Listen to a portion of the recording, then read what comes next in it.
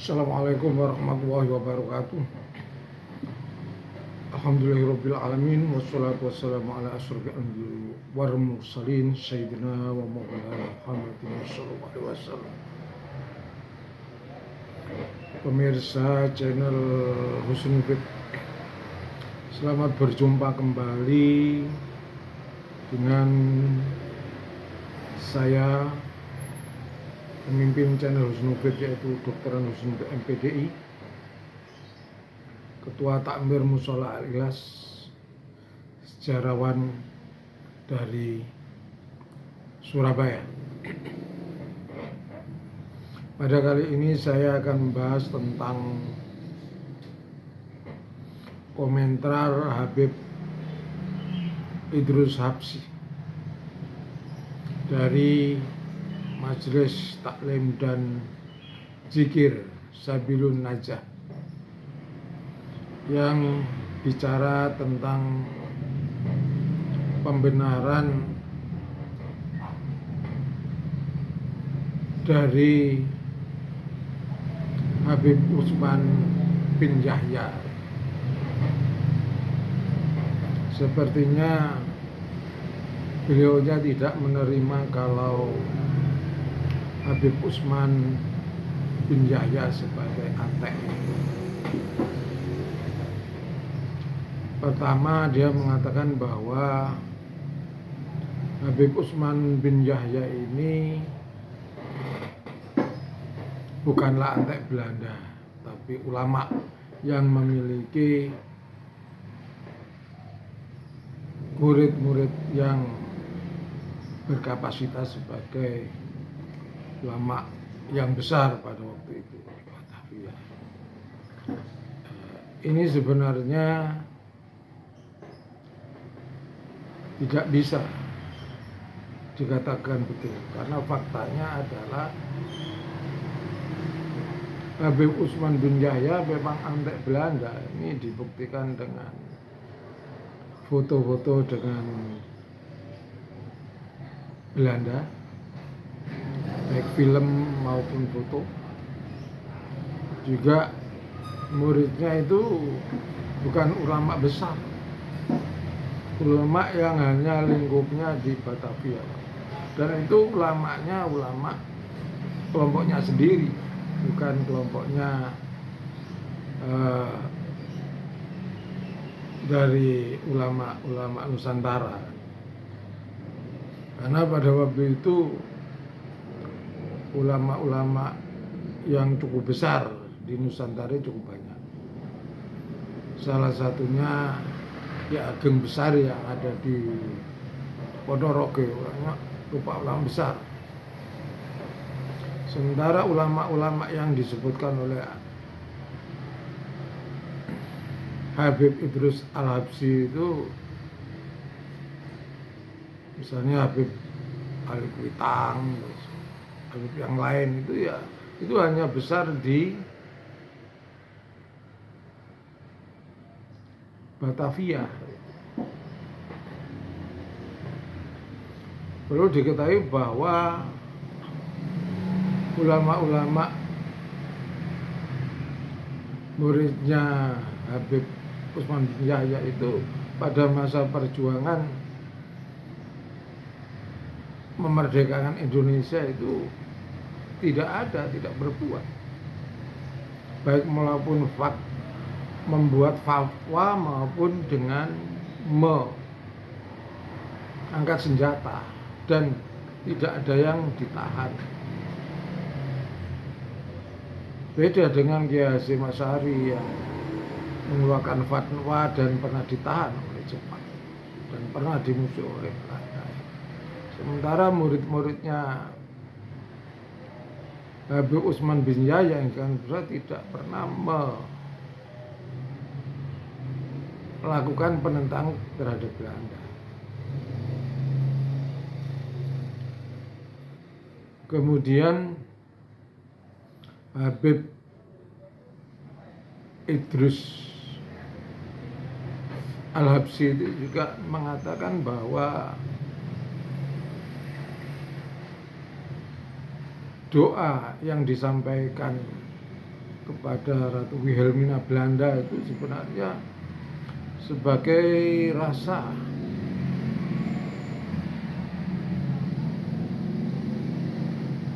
halus, sikap yang halus terhadap Ratu Wilhelmina dalam upaya menyelamatkan umat Islam. Bahkan menyamakan doa Habib Utsman bin Yahya dengan Nabi Muhammad, karena waktu itu Nabi Muhammad mendoakan orang Yahudi yang lengsar. Ini beda sekali. Nabi Muhammad dengan Habib Utsman bin Yahya sangat jauh. Sementara Habib Utsman bin Yahya ini mendoakan Ratu Belanda yang menjajah itu, yang bikin sengsara bangsa Indonesia. Dan doanya itu tidak menjadikan Ratu Wilhelmina sadar untuk meninggalkan Indonesia, malah penjajahan semakin kuat.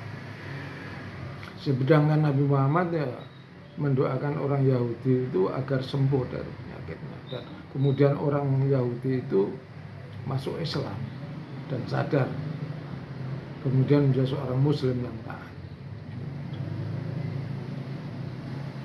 Selanjutnya komentar dari Habib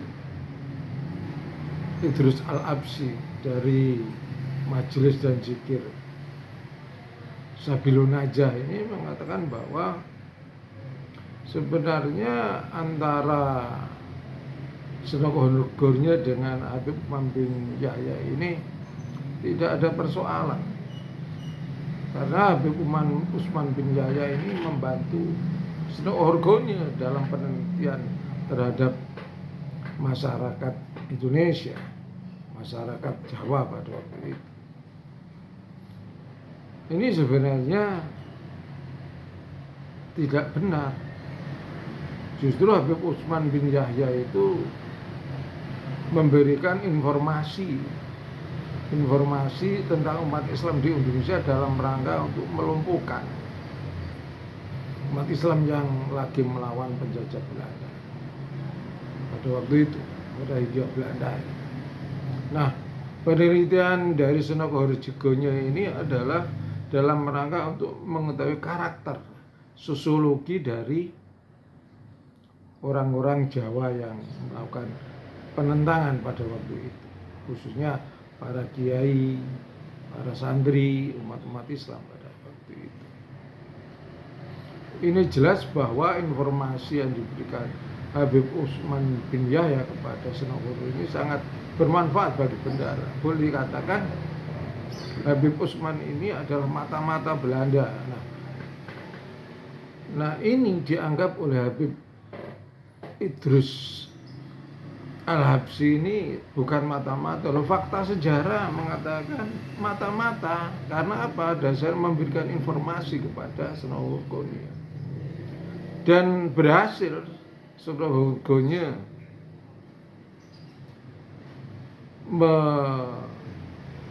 mengimplementasikan hasil penelitiannya, sehingga orang-orang Jawa pada waktu itu kalah. Jadi Belanda tidak mengalahkan dengan kekuatan senjata, tapi dengan cara pendekatan Islam, melemahkan umat Islam. Selanjutnya Habib Utsman bin Yahya ini menurut Habib Idrus Al-Habsi mengatakan bahwa Habib Utsman ini tidak benci kepada tarekat, karena Habib Utsman ini hanya menilai bahwa tarekat-tarekat ini guru-gurunya ilmunya tidak tinggi, sering melakukan hurafat. Nah, ini sebenarnya tidak benar. Justru mursyid-mursyid tarekat ini ilmunya tinggi, bisa baca kitab, tidak hurafat. Dan Habib Idrus Al-Habsyi mengatakan bahwa tokoh-tokoh tarekat telah mengadakan pembodohan terhadap umat Islam. Ya tidak. Justru Habib Utsman bin Yahya ini telah memberikan pembodohan dengan kitab-kitabnya. Kitab-kitabnya menyerang kitab-kitab para kiai, sehingga perjuangan bisa lemah karena ada sebagian yang percaya kepada Habib Utsman bin Yahya. Ini menunjukkan bahwa Habib Utsman bin Yahya itu memang tidak suka kepada orang-orang tarekat. Selanjutnya, Habib Idrus Al-Habsyi mengatakan bahwa jihad yang dilakukan oleh para ulama, para tarekat pada waktu itu, ini sebenarnya tidak memenuhi syarat. Karena apa? Karena habis adanya meletusnya Gunung Krakatau tahun 1883 ini bikin rakyat sengsara. Nah, pada rakyat sengsara inilah kemudian melakukan perlawan terhadap biaya ini yang sebenarnya tidak seperti itu. Justru kesengsaraan itu dibuat oleh pemerintah Hindia Belanda. Sudah ada gunung meletus Krakatau, malah pemerintah Hindia Belanda menarik pajak beras, pajak pertanian dalam kondisi. Ya jelas umat Islam pada yang dipimpin oleh para kiai melakukan perlawanan. Dengan demikian pendapat Habib Idrus Al-Habsyi dari Majelis Taklim Zikir Sabilun Najah ini salah besar. Berarti para pemberontak perlawan terhadapnya ini benar dalam jihad. Nah ini Habib Idrus Al-Habsyi ini sebenarnya salah total. Ya maunya membela Habib Utsman, tapi alasan-alasan beliau tidak kuat. Umat Islam pada itu punya kekuatan, punya senjata, mayat bersilat, dan mampu menghancurkan Belanda pada waktu itu.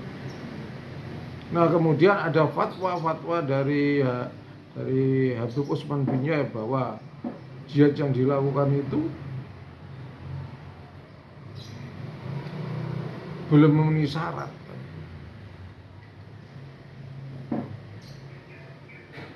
Dan memerintahkan bahwa membunuh para pemberontak itu halal. Ini kesalahan dari Habib Utsman bin Yahya, bukan kemaslahatan umat. Dengan demikian pendapat dari Idrus Al-Habsyi ini saya salah besar. Jihad memang harus dilakukan pada waktu dalam peristiwa Cilegon. Jangan dibandingkan dengan gerakan Nabi Muhammad pada saat di Mekah dan Madinah. Itu beda jauh gitu. Alasannya selama 13 tahun Rasulullah di Mekah itu menahan, kemudian baru di Madinah itu melawan. Ini beda jauh sekali. Jangan dibandingkan. Memang jihad dibenarkan pada waktu itu. Hanya saja Habib Utsman bin Yahya tidak membenarkan. Selanjutnya Habib Idrus Al-Habsyi mengatakan bahwa Syekh Nawawi yang pada waktu itu hidup sejaman dengan Habib Utsman bin Yahya tidak melakukan komentar. Ini tidak benar bahwa Syekh Nawa Al-Bantani itu melakukan komentar. tidak sepakat dengan pemikiran-pemikiran dari Habib Utsman bin Yahya yang pro Belanda. Habib Utsman memberikan fatwa-fatwa yang memojokkan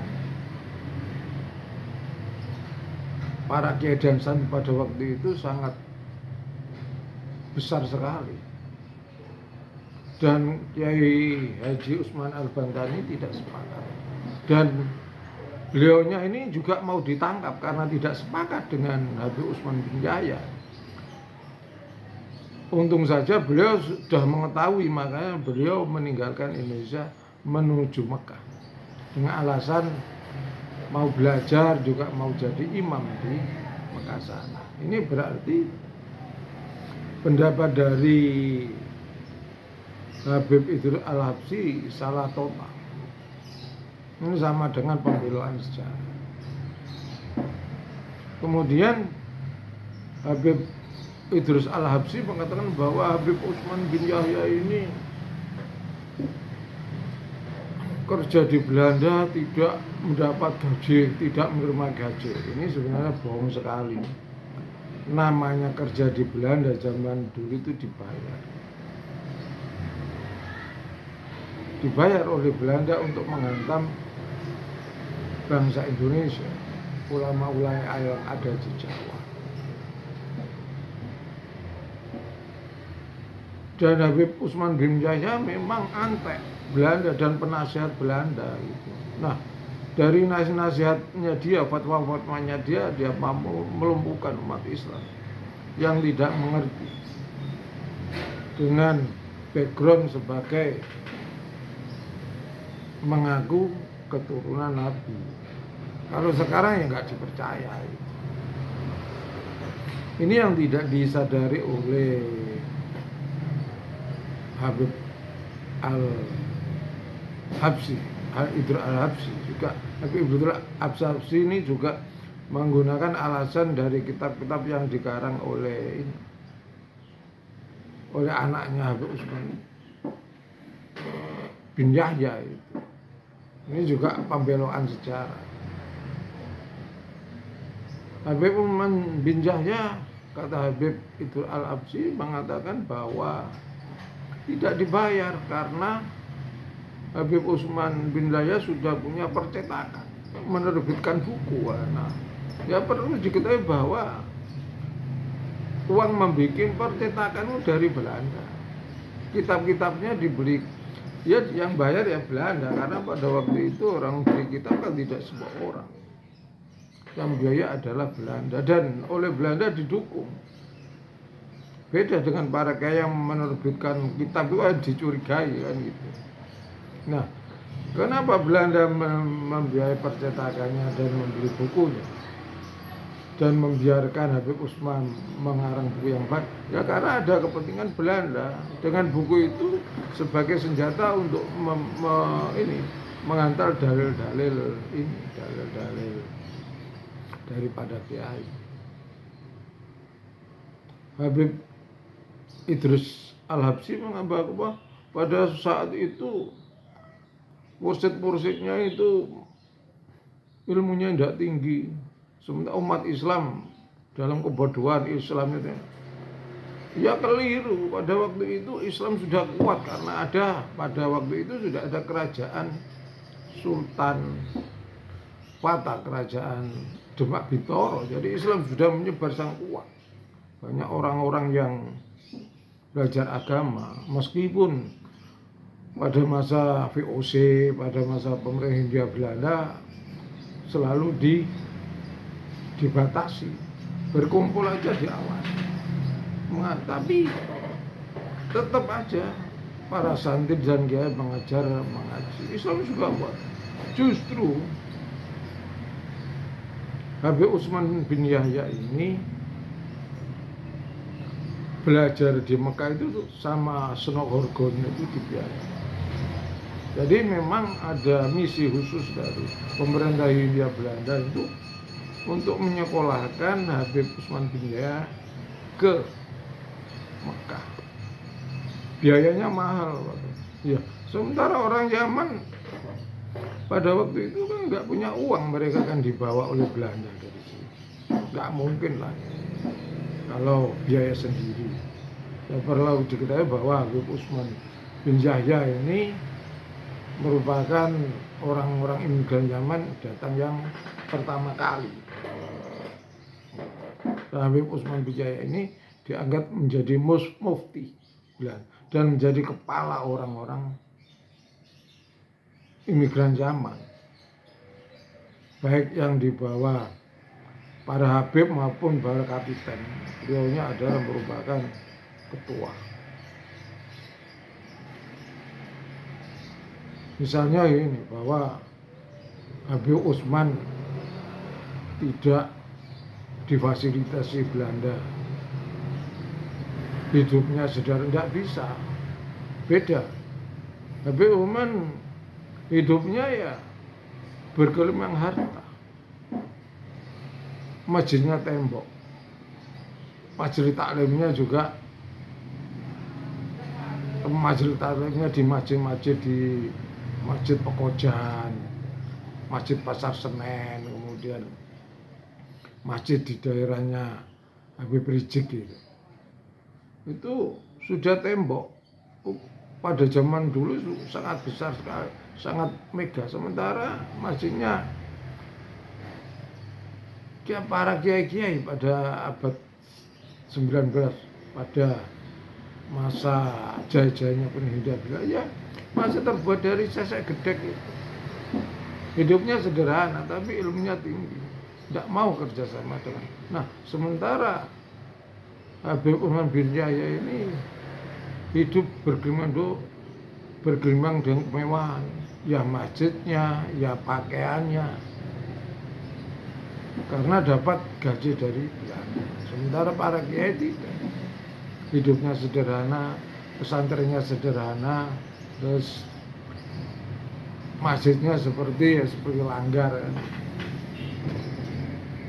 Ini berarti bahwa komentar dari Habib Ali Idrus yang berusaha mencoba untuk membuat nama Habib Usman bin Yahya menjadi nama yang baik. Hal ini tidak bisa, karena fakta sejarah, saya selaku sejarawan, ya, alumni Universitas Negeri Jember, FKI Pendidikan Sarjana IAIN, pasca sarjana, tahu mempelajari. Jadi perbedaan antara para kiai Nusantara dengan Habib Usman bin Yahya itu jauh sekali. Makanya jangan dibela gitu. Kalau memang Habib Usman bin Yahya antai, ya memang antai, fakta sejarah ada, secara tertulis ada, secara film sudah, secara foto sudah ada. Ini apapun yang Habib Ali Idrus Al-Habsyi yang dikatakan ini sebenarnya semuanya salah besar, pembelaan sejarah, mencoba untuk membersihkan nama Habib Usman bin Yahya. Juga misalnya Habib Usman bin Yahya katanya mendukung Syarikat Islam. Ya tidak, Syarikat Islam menentang Belanda. Bahwa Habib pada waktu itu tidak mendukung Syarikat Islam. Posisi pada waktu itu Habib ya pengajian ya majelis taklim ya kelompoknya sendiri, mendirikan sekolah ya kelompoknya sendiri. Jadi pada waktu itu memang sangat kuat para Habib, dekat dengan Belanda. Meskipun pada waktu itu Habib Usman bin Yahya meninggal dunia pada 1913, posisi para Habib semakin kuat. Habib-habib sudah menyebar di berbagai kota di Jawa. Dia mengganti posisi di penghulu-penghulu. Jangan dikira bahwa Habib-habib itu pro perjuangan kemerdekaan, enggak ada. Ya buktinya apa? Buktinya bahwa tidak ada ini makam pahlawan pada masa ini pada masa Belanda, enggak ada bukti-bukti yang hidupnya sebagai ulama yang bagus, makam-makam yang bagus, enggak ada kan bukti-bukti sejarah, juga bukti perjuangan makam-makam di makam Taman Pahlawan juga tidak ada, di makam-makam masyarakat juga tidak ada sebagai pahlawan baik pada zaman Belanda. Ya hanya saja pada masa menjelang kemerdekaan itu ada 1, 2, 3, 4 orang-orang imigran zaman itu yang pro Belanda, pro kemerdekaan Indonesia. Tetapi yang lain tidak. Misalnya Erbah Wedan ini kan bersedia menyampaikan surat ke Mesir. Itu pada menjelang kemerdekaan. Bahkan Indonesia sudah merdeka. Ada lagu syukur itu kan bukan pada zaman Belanda. Kalau pada zaman Belanda, pemerintah Hindia Belanda, itu Habib hampir semuanya boleh dikatakan ya pro Belanda, tidak pernah menentang Belanda. Seperti itu. Pemirsa yang saya hormati, ini kita harus mengkritisi. Misalnya kalau ada Habib yang mencoba untuk mencitrakan baik Habib Usman bin Yahya, itu harus kita tanggap, kita luruskan. Misalnya Habib Usman bin Yahya itu pada saat zaman kemerdekaan itu makamnya dibongkar oleh para pejuang, diambil, kemudian di makam di tempat lain. Oleh karena pada saat mau akan dipindah makamnya itu tidak ditemukan jasadnya. Ini sebenarnya jasad Habib Usman bin Yahya diambil, menunjukkan apa begitu bencinya para berjuang kemerdekaan terhadap Habib Usman bin Yahya, sehingga apa? Sehingga pada saat penggalian mau dipindah makamnya itu ya ternyata jasad tidak ada. Hal ini karena diambil oleh para pejuang-pejuang kemerdekaan pada masa zaman Indonesia, awal-awal Indonesia merdeka. Bahkan Bung Karno pun akan mengusir, walaupun ada data-data misalnya Bung Karno pernah ke ulama Betawi, terus ada Erbah Wedan membantu mengirim surat, tapi perannya kan tidak begitu besar. Kenapa sampai Bung Karno itu mau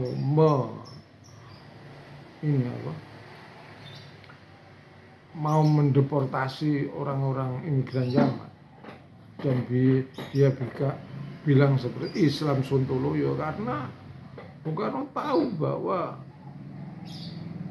Habib Alawi imigran zaman ini ya tidak mendukung kemerdekaan Indonesia, anti Belanda, sehingga dia mau mengusir mereka, mendeportasikan.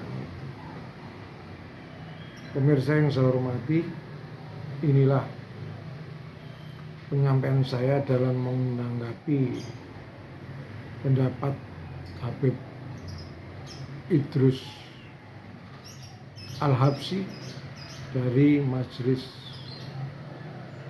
Zikir Masjid Taklim Bustanul Najah.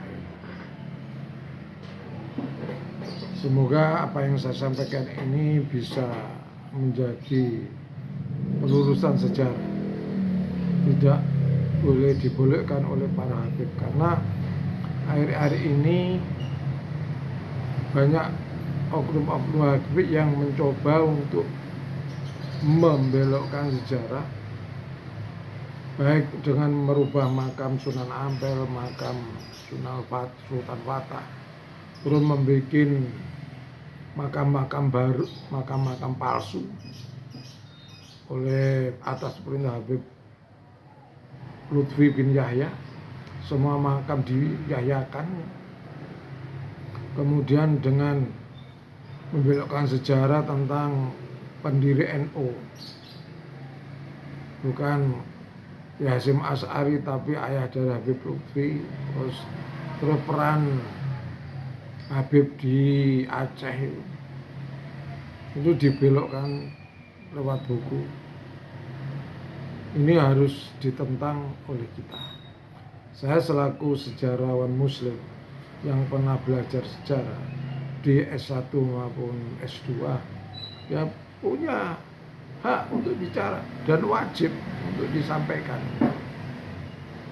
Apapun yang terjadi, kebenaran sejarah harus disampaikan, jangan sampai dibelokkan oleh para oknum-oknum Habib itu. Dan kepada umat Islam juga yang walaupun tidak ahli sejarah, ya perlu juga ikut untuk menyuarakan hal ini, sehingga sejarah perkembangan Islam, penyebaran Islam di Indonesia, di Jawa tidak akan terbelokkan. Dan sebagai closing saya, bahwa Habib Utsman bin Yahya memang antek Belanda, dan pendapat dari Habib Idrus Al-Absi yang mencoba untuk membersihkan nama Habib Utsman bin Yahya adalah salah besar, tidak bisa dibenarkan. Terima kasih atas perhatiannya. Wallahul muwaffiq ila aqwamit thoriq. Wassalamualaikum warahmatullahi wabarakatuh.